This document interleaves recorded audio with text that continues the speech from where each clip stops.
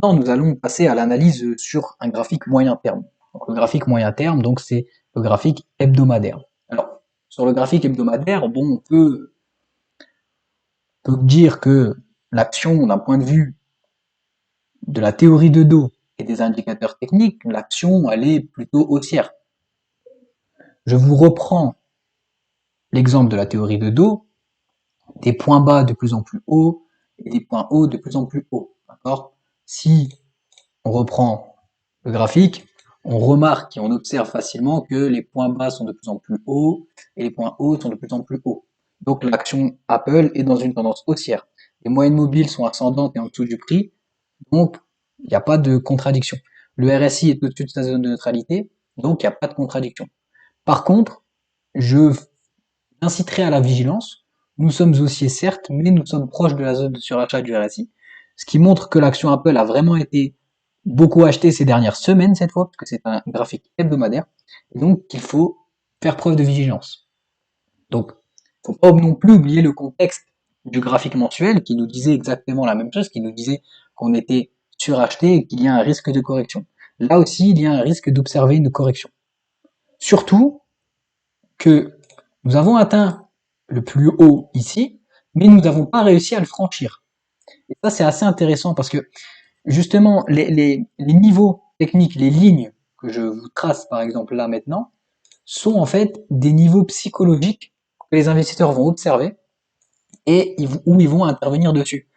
Si je suis un investisseur qui a acheté l'action ici, sur les 60 dollars, eh bien, forcément, quand je vois un plus haut se former, que je vois que le deuxième plus haut, enfin le deuxième, que le mouvement d'après, on retouche ce plus haut et qu'on n'arrive pas à passer au-dessus, eh bien, je serais tenté de, justement, de reprendre mes bénéfices pour éviter d'un retournement. Parce que je sais que l'action est surachetée en graphique mensuel.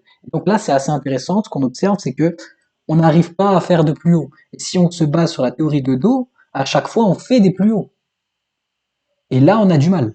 Bon, alors peut-être que c'est juste une phase passagère. Peut-être que l'action Apple derrière va progresser de manière correcte. Mais n'oublions pas qu'un achat, même si nous sommes dans une tendance haussière, un achat à l'heure actuelle n'est pas optimal parce que nous sommes surachetés sur une unité de temps plus longue et que nous sommes bon plus ou moins surachetés sur un graphique moyen terme.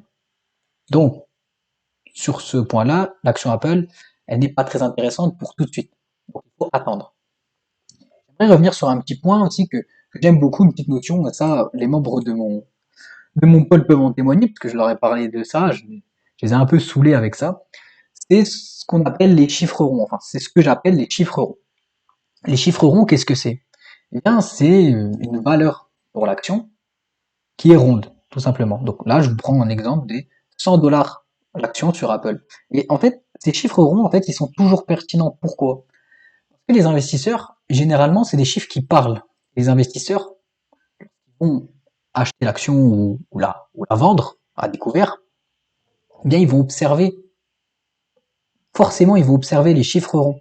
100 dollars, 50 dollars, 150 dollars, c'est des chiffres qui parlent à tous, qui vont être très utiles pour l'analyse technique, parce que justement les investisseurs ils vont placer des ordres sur le marché sur ces prix-là. Il y a un investisseur A qui peut se dire oui, moi j'achète l'action Apple lorsque la valeur d'Apple est, en tout cas la valeur de l'action Apple est à 100 dollars. Et inversement, c'est un investisseur B qui peut dire aussi que lorsque la valeur d'Apple passe à 100 dollars, moi je veux vendre à découvert le marché. Et donc, ce sont des niveaux psychologiques clés qui sont très intéressants à étudier et qui montrent très clairement des très bonnes. Le prix réagit très bien sur ces niveaux clés, tout simplement. Donc là, je reviens sur un exemple, hein, que lorsqu'on a franchi les 100 dollars, lorsque l'action Apple a valu plus de 100 dollars, bien derrière, on a une hausse directe de l'action, donc de 100 dollars à 138 dollars, donc l'action a pris 38%. Donc on voit bien que le niveau des 100 dollars était un niveau psychologique clé, puisque quand on l'a dépassé, eh bien, on a eu une vague acheteuse assez importante pour que l'action aille jusqu'aux 138 dollars. Donc c'était très intéressant et c'est très intéressant à étudier. Les chiffres ronds sont très intéressants à étudier. Ils ne sont pas à négliger, tout simplement.